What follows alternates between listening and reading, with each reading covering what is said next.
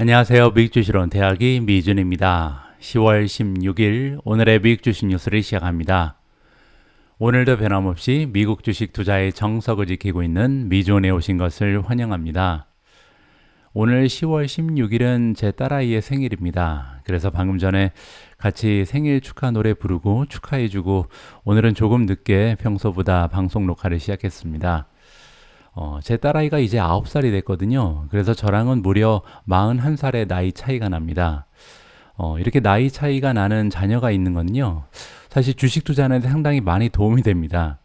왜냐하면 아무래도 부모 입장에서 가장 걱정되는 거는 우리 아이들이 나중에 살아갈 세상은 어떤 모습일까? 과연 내가 어떻게 도와줘야 될까? 이런 생각이 항상 뇌리를 떠나지 않잖아요. 그래서 향후 5년, 10년, 20년이 지났을 때 이 세상에 어떤 변화가 찾아왔을 때 항상 고민하고 생각해보고 상상해보고 이러기 때문에 주식 투자에 적지 않은 도움이 되는 것 같습니다. 혹시 여러분들 중에 주식 투자 성공하고 싶으신 분들은 늦둥이를 한번 가져보시는 것도 좋을 것 같고요. 만약에 자녀가 없으신 분들은 주변에 좀 젊은 분들, 20대랑 많은 대화를 나누면 좋을 것 같습니다. 10대, 20대, 이들이 생각하는 세상의 변화는 어떤 건지, 우리보다 조금 더 좋은 인사이트를 가지고 있을 가능성이 높거든요. 그래서 주식 투자하시면서 자녀분들 아니면 주변에 있는 젊은 세대랑 소통할 수 있는 기회를 마련해 보시면 좋을 것 같습니다. 자, 그러면 10월 16일 준비된 오늘의 미국 주식 뉴스 바로 시작합니다. 지난 주말에도 미준 채널은 바쁘게 움직였습니다. 제가 운영하고 있는 미준 멤버십 채널을 통해서 실시간 뉴스 그리고 각종 종목에 대한 분석 기사를 공유해 드렸고요. 그리고 지난 주말에는 특히 제가 운영하고 있는 미준 탑10 종목이 있잖아요. 지난 오프라인 미팅에서 말씀드린 것처럼 앞으로는 정말 투자의 가치가 있다라고 믿고 있는 제가 가장 선호하는 종목 위주로 컨텐츠를 구성해서 여러분들과 공유해 드릴 예정이다. 이렇게 밝혀드렸는데요. 두 종목을 추가했습니다. 이제는 미준 탑 12가 되는 거죠. 그래서 유튜브 채널의 커뮤니티 포스팅을 통해서 어떤 두 종목이 선정됐고 이 종목들이 선정된 이유는 뭔지 자세한 내용을 여러분들과 공유를 해드렸습니다. 굉장히 많은 분들께서 클릭을 해 주셨더라고요. 보시는 것처럼 4,000분이 넘는 분들께서 포스팅을 확인을 해 주신 것 같은데요. 한 가지 아쉬운 점은 좋아요 수를 보니까 100개도 안 되네요. 그래서 4,000분 넘게 클릭을 하셨는데 뭐 제 종목이 마음에 안 드셨는지 굉장히 좀 야박한 좋아요를 주셨다. 이렇게 판단이 되고요. 자, 어쨌든 어제는 12번째 종목을 공개해 드렸습니다. 궁금하신 분들은 커뮤니티 오셔서 포스팅 클릭하시면 직접 확인을 해 보실 수가 있을 것 같고요. 그리고 지난 주말 제가 올려드린 포스팅을 보시고요. 우려 섞인 목소리를 내신 분이 계신데 mm코라는 아이디를 쓰는 분이십니다. 자, 이분께서 남겨주신 댓글을 보시면요. 이건 너무 직접적인 매수 추천 아닌가요? 투자자문 라이센스는 있으신지요? 라고 질문을 남겨주셨습니다. 이런 이슈가 대두된 김에 자세한 설명을 좀 드리면요. 저는 투자자문 라이센스를 가지고 있지 않습니다.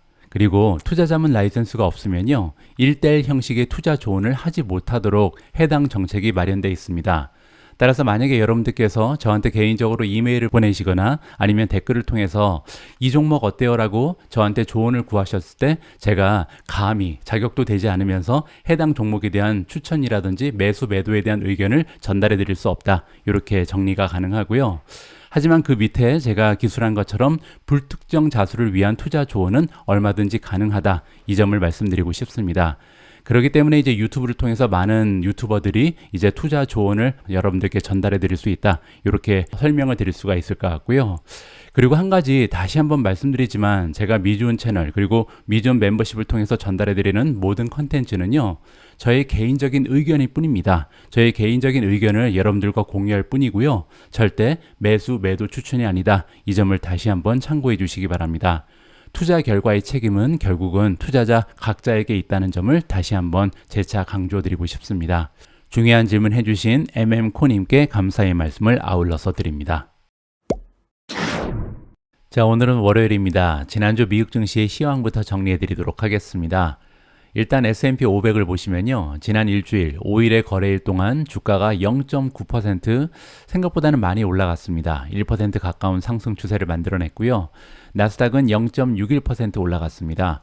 따라서 뭐 주식시장이 대체적으로 괜찮았다. 특히 이제 월요일, 화요일에 많이 올라갔죠.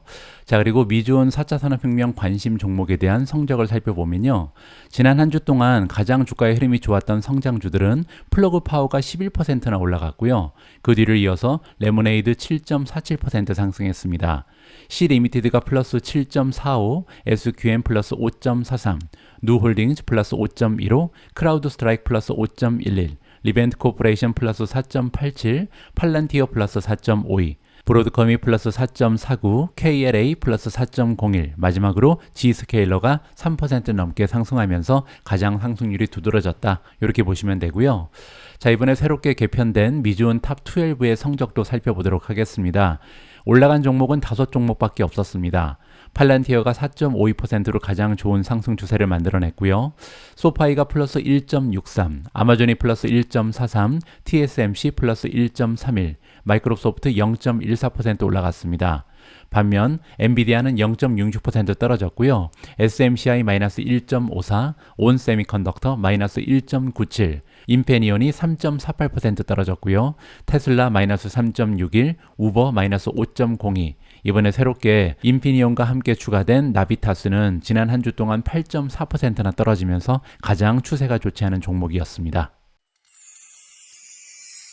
오늘 방송에서도 제가 지난 3일 동안 미존 멤버십 플랫폼에 올려놓은 한국어 번역 기사 중에 여러분들 투자 활동에 가장 도움이 될 만한 그리고 좀 흥미를 끌 수 있는 기사 위주로 읽어드리도록 하겠습니다. 자, 월요일만큼 조금 기분 좋게 시작하는 게 좋을 것 같아서요. 미국 증시의 상승은 아직 시작에 불과하다라는 이유를 한번 들어볼까 합니다. 이 주장은요, 잭스닷컴에서 일하고 있는 브라이언 헤이즈의 의견이고요. 역사적인 통계를 통해서 이번 상승장은 아직 멀었다. 이제 시작에 불과하다. 이러한 주장을 해주고 있습니다. 어려운 시기는 상승장에서 자연스럽고 필수적인 요소입니다. 라고 시작을 해주고 있습니다. 그 얘기는요, 변동성은 언제나 존재한다. 이렇게 해석이 가능하겠죠. 우리는 지난 몇 달 동안 주식이 큰 폭으로 하락하는 하락장을 겪었고 현재도 진행 중일 수 있습니다. 하락 그리고 조정은 초기 강세장의 일반적인 특징이다. 따라서 강세장이 시작될 때 항상 하락과 조정은 있어 왔다. 이렇게 얘기하는 거죠. 하지만 이는 주식이 긍정적인 방향으로 추세를 이어나갈 수 있는 길을 열어준다라고 설명을 해주고 있습니다. 지난주 목요일은요, 새로운 상승장이 시작된 지 공식적으로 1주년이 되는 날이라고 합니다. 따라서 지난 2022년 10월 달에 10월 중순에 시작했던 상승장이 드디어 1주년을 맞이했다. 그렇게 우리가 이해를 해볼 수가 있고요. 하지만 새로운 강세장에 진입했음에도 불구하고 고금리 그리고 기타 전쟁 등의 우려로 인해서 단기간에 이번 강세장이 사라질 것이다. 이렇게 생각하는 비관론자들이 시장에 많이 있다고 합니다. 하지만 이런 사람들은 1932년 대공황 이후 단 한 번도 일어나지 않았던 일을 기대하는 것과 마찬가지다. 자, 이게 무슨 얘기인지 잠깐 설명을 드려야 될 것 같은데요. 자, 1932년 이후에 모든 신규 상승장에서 두 번째 해가 마이너스 수익률을 보인 사례는 단 한 번뿐이다. 이렇게 지금 역사적인 사실을 기술하고 있거든요. 자, 그게 뭐냐면 지금 화면에 나와 있는 표를 보시면요. S&P 500 기준으로 따라서 우리가 미국 증시를 대표하는 게 S&P 500이잖아요. 1932년 이후에 S&P 500 기준으로 베어마켓은 총 15번이 있었습니다. 여기서 얘기하는 베어마켓은요, 보통 S&P 500이 20% 이상 떨어지는, 폭락하는 그런 시장을 얘기하는 거죠. 그게 총 15번이 있었는데요. 그리고 나서 1년 동안 수익률을 보시면 평균적으로 47%나 올라갔고요. 더욱 도드라지는 점은 뭐냐면 단 한 번도 마이너스를 보인 적이 없었습니다. 따라서 이렇게 베어마켓이 나타나고 나면 그 다음에 1년 동안은 보통 47%나 올라간다. 굉장한 수익을 내는 거죠. 자, 그리고 2년차를 보도록 하겠습니다. 자, 이번 2년차가 방금 전에 시작됐다. 왜냐면 10월 중순에 2년차가 시작됐다고 말씀드렸잖아요. 지난주 목요일날 시작됐던 2년차는 보시는 것처럼 11% 평균적으로 올라갔고요. 올라갈 확률은 93%입니다. 왜냐면 1932년에 한번 떨어진 적이 있잖아요. 자, 그런데 여기 마이너스 4%를 보시면 이유가 좀 나와 있죠. 왜냐면 첫 번째 불장에서 무려 121%가 올라갔습니다. 따라서 세컨 이어에 두 번째 해에 추가적으로 올라가기에는 조금 어려움이 있었다. 이렇게 이해가 가능하겠죠. 따라서 1932년만 제외하고 나면요. 보통 베어마켓이 나타나고 나서 2년 동안은 미국 증시는 항상 상승한다. 이렇게 정리를 해볼 수가 있는 거죠. 자, 그리고 한 가지 더 고무적인 부분을 말씀드리면요. 새로운 강세장의 첫 해는 일반적으로 큰 폭의 상승을 보였다. 여기 나와 있는 것처럼 평균적으로 47%나 올라갔죠. 자, 그런데 이번 강세장, 2023년의 강세장 첫 해는 스펙트럼에서 낮은 편에 속한다. 그 얘기는요. 앞으로도 상승 여력이 충분하다. 이렇게 우리가 이해를 해볼 수가 있다는 거죠. 자, 그 얘기가 뭐냐면 1987년을 예로 들도록 하겠습니다. 1987년은요. 34%가 떨어지고 나서 첫 해 강세장에 21%가 주가가 올라갔는데요. 나머지 해들과 비교를 해보면 조금 초라하죠. 왜냐하면 평균적으로 47%나 올라갔는데 이 해에는 21%밖에 안 올라갔잖아요. 자, 그래서 두 번째 해를 보시면 29%가 추가적으로 올라갔습니다. 따라서 올해 같은 경우도 22%밖에 올라가지 않았기 때문에 두 번째 해에 강력한 모습을 보일 가능성이 높다. 22% 넘게 올라갈 가능성도 있다. 이렇게 우리가 예측을 해볼 수가 있는 거죠. 따라서 지금부터 강세장은 본격적으로 시작될 가능성도 배제할 수 없다. 이렇게 주장을 하는 겁니다. 자, 특히 이번에 어닝 실적이 이제 발표가 되기 시작하는데 이번 실적이 굉장히 좋을 것이다. 이러한 그 분위기가 형성되고 있거든요. 따라서 3분기 실적이 굉장히 좋은 추세를 만들어내면서 새로운 낙관론이 시장을 지배할 것이다. 이러한 논리를 펼치고 있습니다. 자, 결론적으로 정리를 해보면요. 미국 증시의 과거 데이터에 따르면 이번 강세장의 2년차, 지난주 목요일날 시작된 2년차는요. 긍정적인 가능성이 굉장히 높다. 심지어는 생각보다 더 큰 상승세를 보일 가능성도 높다라고 얘기합니다. 왜냐하면 1년 차에 생각보다 많이 안 올라갔기 때문이죠. 자, 이런 사실에도 불구하고 역사적인 통계에도 불구하고 비관론이 만연해 있어서 여전히 높은 수준의 비관론이 남아 있으며 그렇기 때문에 오히려 이번 강세장이 새로운 고점에 도달하는 데 도움이 될 수 있다라고 생각을 합니다. 자, 왜냐하면 주가는요 항상 우려의 벽을 타고 올라간다는 사실을 기억해야 한다라고 이야기하고 있습니다. 자, 따라서 앞으로 3분기 실적이 시작되면 낙관론이 다시 고개를 들 가능성이 높고 역사상 가장 강세인 4분기로 접어들게 될 것이다. 자, 이 얘기는요 4분기는 미국 역사를 보면 항상 가장 좋았던 분기거든요. 따라서 여러 가지 통계가 이번 4분기에 추가적인 상승을 예상하고 있다. 이렇게 마무리가 가능합니다. 바로 앞에서 살펴본 기사 말미에 이런 얘기가 있었습니다. 미국 증시가 이제 통계상으로 봤을 때 미국 역사상 가장 강력했던 4분기에 돌입하고 있다. 이게 무슨 얘기인지 보다 구체적으로 좀 보여드리도록 하겠습니다. 여러분들 잘 알고 계신 것처럼 지난달 9월 달에 미국 증시가 많이 빠졌죠. 2023년 9월 달에 S&P 기준으로 마이너스 4.9%를 보이는데요. 이거는 항상 그래왔다. 왜냐면 과거 4년의 실적을 보시면요. 2019년만 1.7% 소폭으로 올라간 적이 있고요. 그 이후에는 2020년에는 마이너스 3.9%, 2021년에는 마이너스 4.8%, 2022년에는 무려 9.3%나 단 한 달 동안 9월 달에 주가가 하락한 것을 확인해 볼 수가 있습니다. 그런데 그 이후에 4분기의 실적을 보시면요. 2019년에는 플러스 8.5%, 2020년에는 플러스 11.7%, 2021년에는 무려 10.6%나 껑충 뛰어 올랐고요. 작년에도 7.1%나 주가가 상승을 했습니다. 따라서 과거 4년간의 통계를 보면 4분기에 주가가 올라갈 확률이 굉장히 높다. 이렇게 정리를 해볼 수가 있겠죠. 자, 그런데 여기에서 한 가지 문제가 있습니다. 역사적인 통계를 봐서 우리가 주식 투자를 하기에는 표본이 너무나 작잖아요. 단 4년에 있었던 일을 가지고 우리가 미래를 예측할 수는 없겠죠. 따라서 조금 더 표본을 확장할 필요가 있는데 바로 밑에 나와 있습니다. 1950년부터 지금까지 S&P 500의 평균적인 통계를 보시면요. 4분기에 주식이 올라갈 확률이 거의 80%입니다. 1분기에는 63.5%, 2분기에는 62.2%, 3분기에는 60.8%를 가지고 주가가 올라갈 확률이 있었고요. 그런데 4분기에는 10중 8구 주가가 올라가는 분기다. 이렇게 볼 수가 있고요. 수익률도 가장 좋았습니다. 1분기의 평균적인 수익률은 2.1%, 2분기는 2%, 3분기는요 0.6%로 가장 좋지 않은 분기였고요. 4분기를 보시면 1950년부터 지금까지 평균적으로 매 분기, 4분기마다 4.2%나 주가가 올라간 것이 미국 증시의 통계적인 사실이다. 이렇게 우리가 살펴볼 수가 있겠죠. 따라서 올해 4분기에도 주가가 올라갈 확률이 80%나 된다. 그리고 만약에 올라간다면 평균적으로 4% 이상 올라갈 것이다. 이렇게 정리를 해드릴 수가 있겠습니다. 자, 지금부터는 개별 종목의 뉴스로 넘어갑니다. 지난주 금요일 날 많은 투자자들의 관심을 받았던 커다란 대형 뉴스가 있었는데요. 바로 마이크로소프트가 드디어 액티비전 블리자드를 인수 완료했다라는 즐거운 소식이었습니다. 한 2년은 걸린 것 같습니다. 정말 오래 걸렸는데요. 결국은 다행스럽게 마이크로소프트가 액티비전을 인수하는 데 성공했다. 이렇게 개요가 설명이 되고 있고요. 모르긴 해도 제가 아마 대한민국에서 이 뉴스를 가장 빨리 전달해드린 미디어가 아니었나 이렇게 생각을 하는데요. 미국 동부 시간 8시 43분에 업데이트가 됐고요. 마이크로소프트의 액티비전 인수가 공식적으로 완료되었음을 확인했다. 이런 기사가 떴습니다. 그리고 나서 제가 10분도 되지 않아서 이 기사 내용을 한글로 번역해서 미존 패밀리 멤버십 플랫폼에 올려드렸거든요. 자세한 내용을 한번 보시죠. 마이크로소프트의 690억 달러 규모의 액티비전 블리자드 인수 제안이 드디어 영국 규제 당국의 심의를 통과했다. 그러면서 기술업계 사상 최대 규모의 인수가 성사되었다. 역사상 이렇게 커다란 규모가 없었다는 거죠. 거의 700억 달러 가까이 되는 엄청난 기업의 인수가 확정이 됐습니다. 액티비전은 금요일 8K 파일에서 마이크로소프트와의 거래가 성사되었다고 밝혔습니다. 영국의 독점 규제 당국, 우리가 보통 컴피티션 앤 마켓 오토리티 CMA라고 줄여서 부르는데요.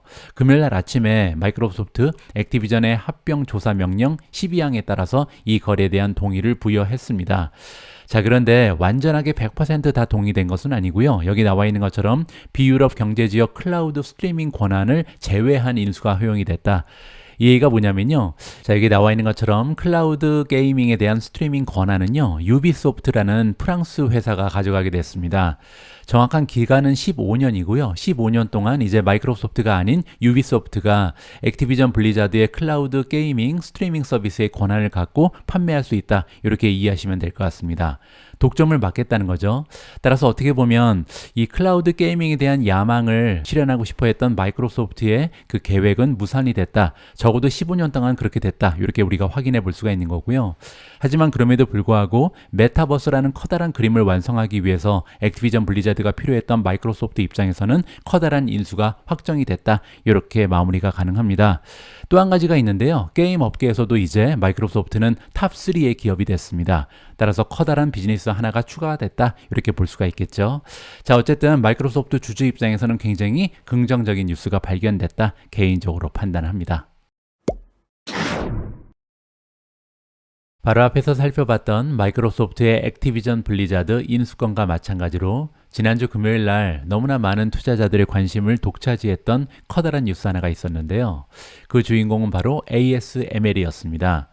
ASML은 많은 분들께서 알고 계신 것처럼 사실상 지구상에 존재하는 유일한 독점 기업이었죠. 경쟁 기업이 하나도 없었죠. 유일하게 노광 장비를 만들 수 있는 유일한 기업이었다. 이렇게 보시면 되는데요. 자, 이번에 ASML의 독점 시대가 드디어 끝난다. 뭐 이러한 느낌의 기사가 발표가 됐거든요. 그 주인공은 캐논입니다. 일본 기업이죠. 조금 더 자세한 내용을 한번 읽어보도록 하겠습니다. 네덜란드 반도체 장비 회사인 ASML은 금요일날 개장 전 거래에서 1.5% 하락했다. 카메라 그리고 프린터로 잘 알려진 일본 회사인 캐논이요. 최첨단 반도체를 만들기 위한 첨단 기계를 판매하기 시작했다라고 밝혔기 때문인데요. 캐논은 뭐라고 얘기했냐면요. 그들이 만들고 있는 나노 임프린트 반도체 제조 시스템이 ASML의 익스트림 리소그래피 노광 장비보다 오히려 사용하기 쉽고 더 간단하다. 이렇게 주장을 했습니다. 그 장비의 이름은요, FPA 1200 NZ2C라고 지금 기계 이름이 나와 있는데요. 이 기계는 5나노 공정과 동일하게 반도체를 만들 수 있다. 그리고 심지어는요, 2나노미터까지 작게 만들 수 있다라고 주장을 하고 있습니다. 그런데 참고로 ASML의 EUV 가장 많이 판매되는 극자외선 노광 장비는요, 그 크기는 버스 크기라고 합니다. 그리고 가격이 무려 2억 달러가 넘어가거든요. 따라서 엄청나게 커다란 크기 그리고 비싼 장비를 지금까지 판매하면서 많은 매출과 수익을 창출했던 게 ASML인데요. 캐논이 그거보다 오히려 훨씬 더 작고 심플하고 더 사용하기도 쉽고 거기에 저렴한 장비를 만들었을 가능성이 높다. 이러한 기사가 발표가 된 거죠. 자, 구체적으로 이 새로운 장비의 가격은 밝혀지지 않았습니다. 자, 그렇지만 ASML로부터 EUV 리소그래피 툴을 구매하고 있는 TSMC, 삼성 뭐 이런 반도체 파운드리를 겨냥한 것이다. 이 부분은 확실해 보입니다. 자, 따라서 이 기사는요, 계속해서 업데이트 기사를 좀 살펴봐야 할 것 같습니다. 루머 수준은 아니거든요. 공신력 있는 여러 가지 미디어에서 동시다발적으로 보도해 준 내용이고요. 자, 정말로 ASML의 EUV의 도전자가 될 만한 그런 기계를 캐논이 만들었는가, 장비의 장비의 수준이 어느 정도 되는지 조금 더 업데이트 상황을 지켜봐야 할 것 같습니다. 자, 하지만 시장에서는요, 아직까지 이 뉴스를 이제 영어로는 바이 더 뉴스라 그러는데 이 뉴스를 사지 않고 있습니다. 왜냐하면 ASML의 주가는요, 고작 2.76% 떨어지는 데 그쳤거든요. 따라서 많은 시장 참여자들이 이번 뉴스는 그냥 루머에 불과하다. 실제로 ASML의 아성을 무너뜨릴 만한 장비는 발견되지 못할 것이다. 이렇게 지금 얘기를 하는 거죠. 자, 과연 이 스토리가 어떻게 진행될지 후속 기사도 계속해서 전달해 드릴 수 있도록 하겠습니다. 다음으로 함께 읽어볼 기사는 엔비디아의 투자 가치에 대해서 설명하고 있는 굉장히 재미있는 기사입니다. 기사의 제목을 보시면요, 엔비디아가 과거에 게임 시장을 정복할 때 사용했던 전략을 이번에 인공지능에 다시 한번 적용하고 있다. 굉장히 흥미로운 기사 제목인데요. 어떤 내용인지 한번 살펴보시죠. 엔비디아에 대해서 매수 등급 그리고 $650라는 목표 주가를 제시하고 있는 애널리스트 뱅크 오브 아메리카의 비벡 아리아가 나옵니다. 비벡 아리아라는 애널리스트를 잠깐 소개해드리면요, 뱅크 오브 아메리카에서 5스타 5성급을 받고 있는 능력 있는 애널리스트고요, 8,580명 중에 25위에 랭크가 되어 있습니다. 그렇게 되면 상위 0.3%에 속하는 굉장히 유능한 전문가죠. 성공 확률은 65%, 그리고 과거 1년 동안 평균 수익은요 21.5%를 기록하고 있습니다. 그런데 굉장히 흥미로운 부분은 엔비디아에 대해서 계속해서 매수 의견을 반복적으로 제시하고 있거든요.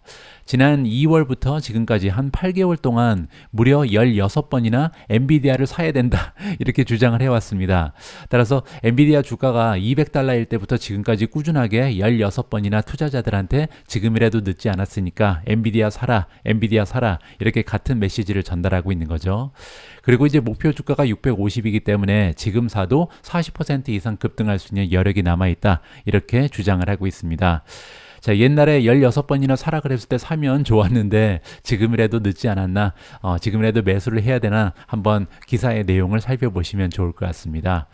자, 이 능력 있는 애널리스트 비벡 아리아가 얘기하기를요, 엔비디아가 이번에 업데이트한 제품의 파이프라인이 있는데요, 이 파이프라인에 엄청난 전략이 숨어져 있다 이렇게 얘기하는 거죠. 자, 바로 밑에 있는 이 그림입니다. 보시는 것처럼 2023년에 우리가 잘 알고 있는 것처럼 H100라는 인공지능 최고의 반도체를 이번에 출시를 했잖아요. 그리고 나서 이제 주가가 많이 올라갔죠. 그런데 문제는요, 2024년 그리고 2025년까지 정말 다양한 반도체가 준비되어 있다. 계속해서 새로운 신상이 소개될 것이다. 이렇게 지금 전망이 대두되고 있다는 거죠. 자, 보시면 여기 지금 제가 좀 해석을 해놨는데요. 암 트레이닝 및 추론 모델, 암 추론 모델, AT6 트레이닝 및 추론 모델. 요거 AT6가 뭔지는 제가 기사 말미에 좀 자세하게 설명을 해놨습니다. 엔비디아의 x86 트레이닝 추론은 x86 기반 서버 그리고 워크스테이션에서 딥러닝 모델을 트레이닝하고 배포하기 위해서 엔비디아 GPU를 사용하는 것을 얘기한다. 이렇게 지금 설명이 되어 있는데요. 세 가지의 이점이 있다고 합니다. 성능이 우월하고 확장성이라는 것은 이제 GPU를 여러 대 붙여서 사용할 수 있다는 거고요. 성숙도가 굉장히 뛰어나다. 왜냐면 엔비디아는 정말 수년 동안 딥러닝 관련된 GPU를 생성해 왔죠. 따라서 굉장히 많은 장점을 가지고 있다. 그리고 이제 이 엔비디아의 AT6 트레이닝 추론의 사용 사례를 보시면요, 정말 다양한 산업에서 적용이 가능하다고 합니다. 의료, 제조, 소매업, 운송, 보안, 뭐 거의 사용하지 못하는 데가 없죠. 따라서 굉장히 다양한 산업과 애플리케이션에 적용이 될 수 있는 GPU다. 이렇게 보시면 될 것 같고요. 자, 보시는 것처럼 지금 현재 제일 각광을 받고 있는 H100가 있잖아요. 자, 그런데 이게 2024년이 되면 H200로 발전할 가능성이 있다. 새로운 신상이 나온다. 이렇게 보시면 되고요. 그리고 나서 2024년과 2025년 사이에 B100 한 단계 업그레이드된 반도체가 출시될 예정이 있습니다. 그리고 2025년 앞으로 한 2년 정도가 지나면요, 지금 H100는 게임도 안 되는 X100는 굉장히 좀 엄청난 인공지능 칩이 등장을 할 것이다. 그런데 이제 인공지능 칩 말고 다양한 엄청나게 많은 반도체 신상을 준비하고 있는 것이 바로 이 엔비디아의 파이프라인이다. 이렇게 볼 수가 있는 거죠. 자, 그리고 비벡 아리아가 덧붙여서 설명하기를 이번에 로드맵에는요, 제조 노드가 표시되어 있지는 않다고 합니다. 하지만 그럼에도 불구하고 엔비디아는요, 3나노미터 프로세서 그리고 아마도 2나노미터에도 AI 가속기를 제공하는 최초의 회사가 될 가능성이 굉장히 높다. 따라서 최첨단 반도체를 만들 것이다. 이렇게 지금 얘기를 하고 있는 거죠. 자, 그런데 이렇게 많은 파이프라인을 발표한 이유가 있다. 여기 보시면요. 과거에 $50에서 $1,500짜리 굉장히 좀 저렴한 GPU죠. 지금 인공지능 GPU는 막 하나에 $10,000, $20,000, $40,000까지 하잖아요. 따라서 과거에 이렇게 저렴한 GPU에 제공을 할 때 게임 분야에서 만든 GPU죠. 자, 그런데 그때도요. 전략이 굉장히 유사했다고 합니다. 그 얘기가 뭐냐면 새로운 그 로드맵 공개를 굉장히 좀 빨리빨리 앞당겨서 새로운 상품을 쭉 계속 출시한다는 거죠. 따라서 이번에도 새로운 데이터 센터에 대한 로드맵 공개를 하고 미리 이제 이러한 신상이 나올 것이다 시장에 알려주는 거죠. 그리고 출시 시기를 가능한 한 계속해서 앞당기면요.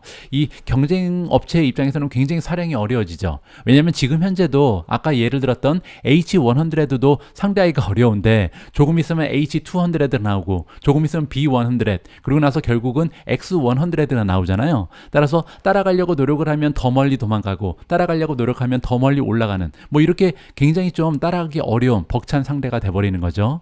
그리고 또 한 가지 여기 나와 있는데요. 스스로 내부 클라우드 반도체를 만들기 위해서 노력하고 있는 빅테크들이 있죠. 뭐 예를 들어서 구글도 있고 아마존도 있고 마이크로소프트도 있고 지금 현재 메타도 마찬가지죠. 자, 이렇게 스스로 반도체 칩을 만들기 위해서 노력하는 테크 기업들의 사기를 꺾을 가능성이 높다. 왜냐면 여기 나와 있는 것처럼 B100, X100까지 나오면 이 반도체 칩의 성능을 과연 따라갈 수 있을까? 이렇게 우리가 좀 의구심을 가져볼 수가 있다는 거죠. 따라서 이 전략이 과거에 이제 게임 분야에서 GPU를 독차지할 때 굉장히 효율적으로 발휘됐던 전략인데 이번에 인공지능 시장을 독식하기 위해서 다시 한번 엔비디아가 로드맵을 굉장히 빨리 업데이트하고 신상의 출시 시기를 앞당기고 있다. 이렇게 정리해 드릴 수가 있겠습니다.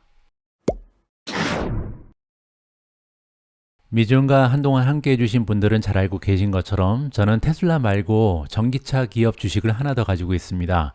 바로 리오토고요. 그래서 이번에는 리오토 관련된 경사 하나를 여러분들께 공유해 드릴까 합니다.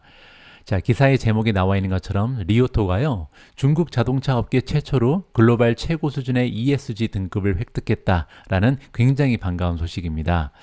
리오토가 9월 28일 MSCI ESG AAA 최고 등급을 획득했다라는 소식이 전달되고 있는데요.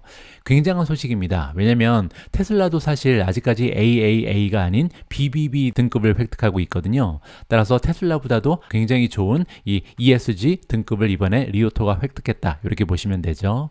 참고로 MSCI ESG 지수라는 것은요. 여기 나와 있는 세 가지의 등급이 높은 기업의 성과를 대표하도록 설립게 된 주식시장 지수다. 이렇게 보시면 되는데요. 그 세 가지는 E는 environmental, S는 social이죠. G는 governance입니다. 환경, 사회, 지배구조 이렇게 세 가지를 고려했을 때 가장 사회의 기여도가 높은 이런 기업들을 가려내기 위한 지수다. 이렇게 이해하시면 되고요.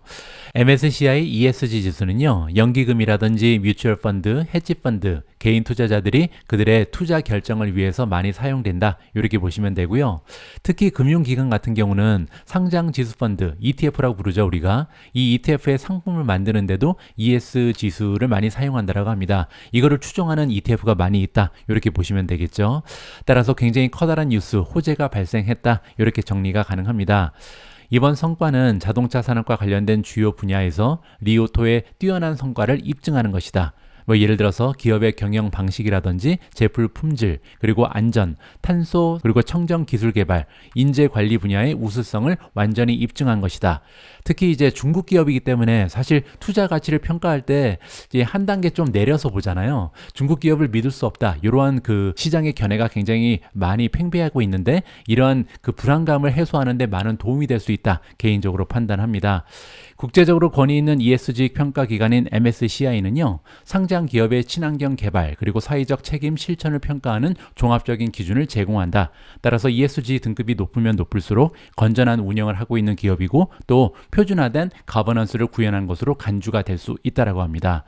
리오토 같은 경우는요, 많은 노력을 해왔다고 합니다. 지난 2년 동안 계속해서 ESG 보고서를 발간했고요. 그래서 지속 가능한 운영, 혁신적인 제품 개발, 준법 거버넌스, 그리고 굉장히 대규모의 기업 스튜어드십 사회적 약속을 이행하면서 굉장히 좀 많은 점수를 지난 2년 동안 따왔다. 이렇게 보시면 될 것 같습니다. 방금 전에 말씀드린 것처럼 리오토가 중국 기업이기 때문에 오히려 더 굉장히 좀 기쁜 소식이 아니었나 개인적으로 판단합니다.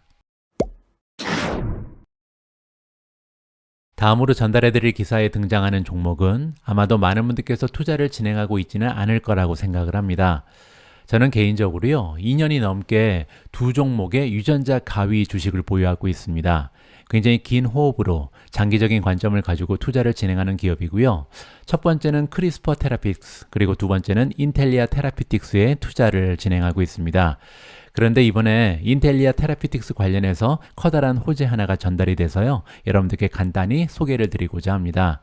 유전성 혈관 부종 유전자 가위 치료법이 EU에서 유럽연합에서 프라임 자격을 획득했다라는 호재가 발생을 했고요. 프라임이 뭔지 한번 살펴보시죠. EMA, 유로피안 메디슨즈 에이전시가 등장합니다. 한글로 번역을 하자면 유럽 의약품청 정도가 되겠죠. 자, 이 기관에서 이번에 유전성 혈관 부종, 우리가 보통 HAE라고 부르는 유전병인데요. 이 유전병 환자를 치료하기 위한 인텔리아의 치료제가 있습니다. 유전자를 편집해서 만드는 치료제 인텔리아 2002가 있거든요. 자, 그런데 여기에 대해서 프라임으로 지정을 했다. 이 얘기가 뭐냐면요, 우선 심사 대상 의약품으로 지정을 했다라는 겁니다. 따라서 빨리빨리 개발을 완료해서 상품으로 출시할 수 있게끔 도와준다, 이렇게 보시면 되겠죠. 참고로 HAE라는 유전병은요, 피부와 점막이 심하게 부어오르는 재발성 발작의 특징이다, 이렇게 나와 있고요. 인텔리아 2002 같은 경우는 HAE 환자의 부종 발작을 예방하는 것을 목표로 하는 치료제다, 이렇게 이해하시면 될 것 같습니다. 자, 이번에 인텔리아 2002가 프라임으로 지정된 이유가 나와 있는데요. 인텔리아 2000 임상 1, 그리고 이상 시험의 일상 부분에서 나온 긍정적인 중간 데이터가 있었기 때문이다. 따라서 얼마든지 활용할 가치가 있다라고 느꼈기 때문에 프라임으로 지정이 됐다는 거죠. 따라서 조만간 좋은 뉴스가 발표될 가능성도 높다. 상업적으로 드디어 출시가 될 가능성이 점점 더 짙어지고 있다. 이렇게 긍정적으로 해석이 가능하겠죠. 자, 이번에 인텔리아 2002가 유럽에서 프라임에 지정이 됐잖아요. 자, 그런데 그에 앞서서 이미 미국에서는요, RMAT로 지정이 된 적이 있고요. 영국에서는 The Innovation Passport의 지위를 받은 적이 있습니다. 자, 이게 무슨 얘기인지 잠깐 설명을 드리면요. 자, 미국의 RMAT 데지그네이션은 뭐냐면요, 특정 재생 의학 치료법 개발 그리고 검토를 신속하게 진행하기 위해서 미국의 FDA에서 만든 프로그램이다. 프라임하고 거의 비슷하고 보시면 되겠죠. 프라임은 이제 EU에서 사용하는 거고, 이 RMAT는 미국 쪽의 하나의 프로그램이다, 이렇게 보시면 되고요. 자, 그 밑에 나와 있는 더 이노베이션 패스포트는요, 줄여서 IP라고 부르는데 2019년에 영국에서 도입한 신약 지정 제도라고 합니다. 자, 그 이유는 똑같겠죠. 혁신적인 의약품 개발자가 어떻게 하면 더 빠르게 제품을 효율적으로 시장에 출시할 수 있을까, 이렇게 도와주기 위해서 만든 프로그램이다, 이렇게 이해하시면 됩니다. 자, 따라서 굉장히 커다란 시장에서 다 받은 거죠. 영국 시장에서는 더 이노베이션 패스포트, 그리고 EU에서는 프라임, 미국에서는 RMAT 지정 데지그네이션을 받으면서, 자, 이제 인텔리아 2002는요, 조만간 상품화될 가능성이 굉장히 높아졌다. 조금만 더 기다리면 주주들한테 좋은 소식을 전달해 드릴 가능성이 높다. 이렇게 희망적인 메시지를 살펴볼 수가 있었습니다. 10월 16일 보내드린 오늘의 미국 주식 뉴스는 여기까지입니다. 지금 영국의 날씨를 보니까요, 캠브리지 온도가 4도까지 떨어졌습니다. 본격적으로 환절기가 시작됐는데요. 여러분들 환절기 건강에 유의하시고요. 오늘 시작하는 새로운 한 주 힘차게 정진하시기 바랍니다. 저는 내일 여러분들 투자 활동에 도움될 수 있는 다양한 정보 모아서 다시 인사드릴 수 있도록 하겠습니다. 우리 모두가 미국 주식 투자로 은퇴하는 그날까지 다 함께 화이팅입니다. 행복한 하루 되세요. 감사합니다.